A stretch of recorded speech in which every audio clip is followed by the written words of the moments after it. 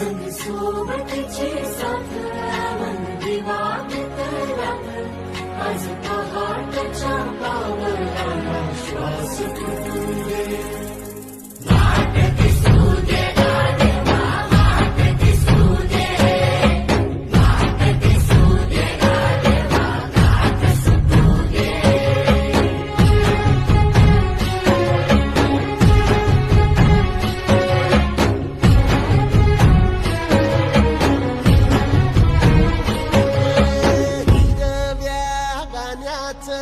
दान दिलं त्यानं वसाडाचं रान झालं जी.